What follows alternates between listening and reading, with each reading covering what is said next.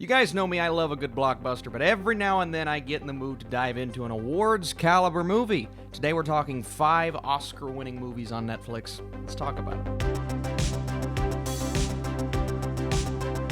What is up, Flick fans? Welcome back to my channel. We're still moving stuff on my set, so you get the blank wall. I'm in a bunker somewhere. You can't find me. Obviously, in today's video, we're talking 5 Oscar-winning movies that you guys can watch on Netflix right now, and I'm trying my best to stray away from the obvious films, the ones that you see and say, oh, that was Best Animated Feature, Into the Spider-Verse. We've talked about all those movies, and my goal with this video is to talk about movies that I maybe haven't had the chance to talk about on this channel, so these won't be the most obvious films in the world, but obviously, if you're film buffs, you've probably seen him, but we're going to get right into it, starting with As Good As It Gets, and just because something's an Oscar-winning film doesn't necessarily mean it won Best Picture. This won Best Actor for Jack Nicholson and Best Actress for Helen Hunt. So you have a single mother, you have a waitress, an author, and a gay artist who form an unlikely friendship after the artist is assaulted in a robbery. And one thing I love about this film is the cast is so strong. You combine that with just a really witty and authentic and comedic script, but you also have the romance, you also have the drama, you have everything you need to make a film called As Good As It Gets, and I swear every time I go back to this, now it's been a bit, right? It may not hold up as well as some of these other films, but every time I go back to it, I laugh so hard. I love the characters, and you can't help but to feel just this strange sense of friendship every time you see these characters interact with each other. And this is one of Jack Nicholson's, I mean, obviously, he won the Oscar, but this is one of his performances I look at, and I just say, underrated. As a whole, I mean, we talk about Jack Nicholson, and he gets the recognition that I believe he deserves, but this performance in particular may actually be his best, or amongst his best, right? And Helen Hunt, like I said, she's also the Oscar winner here. She's phenomenal, but it's just an all-around nice movie.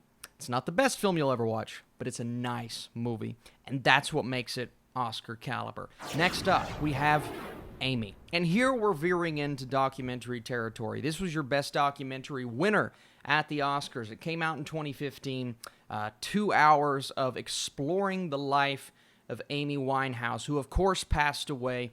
It is a tragic story. It is a crazy story. It's an interesting story. And even if you're not all that into her music, and I believe she was a great singer, but I didn't listen to her maybe as much as I thought I should have after watching this documentary. But we're obviously going to have footage and testimonials about her life, and all of these things come together to present a very intimate and emotional portrait of her life, what went into her music, what went into her thought process, and we look at some of these things and we walk away with this odd sense in our stomach of just tragedy.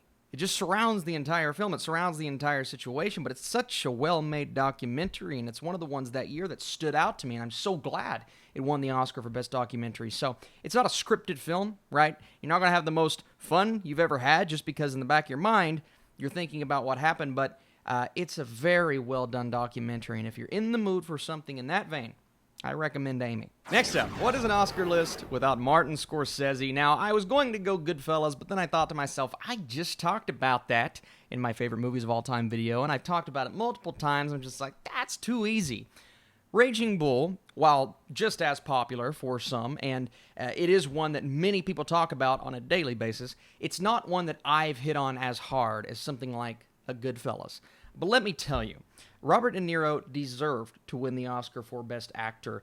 It also won Best Film Editing, so there you go, 2 Oscars, but it's one of the best and most intricate looks into the life of a boxer, yes, but also an athlete in Jake LaMotta, whose violent and temper leads him to the top of the ring, but it also destroys his life outside of it. And it's such an interesting look into the personality of someone who is the king at the top of his game, all the way up here when he's inside that ring, for the most part, right? But then when we get a look into his personal life and his relationship with Pesci's character and everyone involved with him intimately, it is almost to a tragic degree. I love the black and white choice. Obviously, Scorsese's direction adds so much to a movie like this.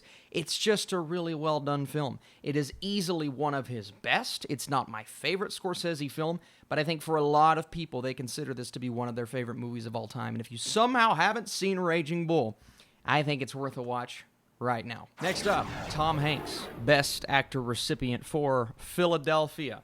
Philadelphia is just a magnificent look into the life of someone who gets caught up in a bad situation because of his condition, and you have two top-notch performances in Tom Hanks, obviously, and then Denzel Washington. And both of them are just magnificent. You have great direction, a really good script, solid emotional consequences from people's actions. It's also a movie that I've never really had the chance to talk about on this channel. And obviously, you're there to watch these performances, but you also get maybe a little bit more than you were even expecting from the concept. So when a man with HIV is fired from his law firm because of his condition, he hires a homophobic small-time lawyer as the only willing advocate for a wrongful dismissal suit.